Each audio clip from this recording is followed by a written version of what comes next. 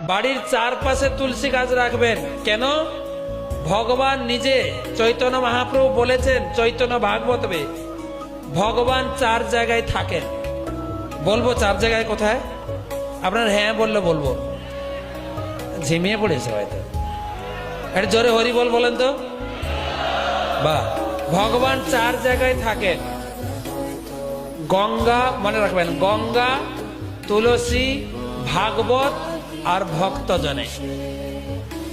যেখানে গঙ্গা, গঙ্গা সাক্ষাৎ ভগবানের শরীর দ্রবীভূত জল।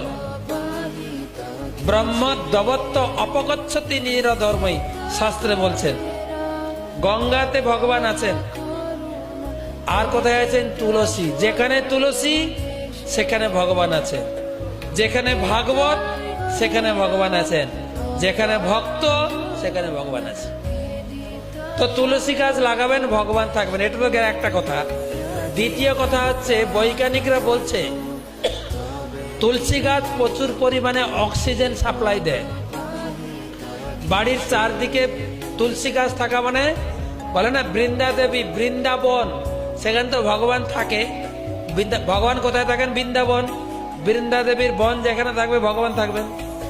আর তুলসী, বৈজ্ঞানিকরা বলছে তুলসী গাছ প্রচুর পরিমাণে অক্সিজেন দেয়। যে অক্সিজেন প্রভু বলছেন বট গাছের থেকেও বেশি। যে অক্সিজেন আপনার বাড়িতে কোনোদিন কারো শ্বাসকষ্ট হবে না, এ একটা বড় চিকিৎসা। চারিদিকে তুলসী গাছ রাখবে।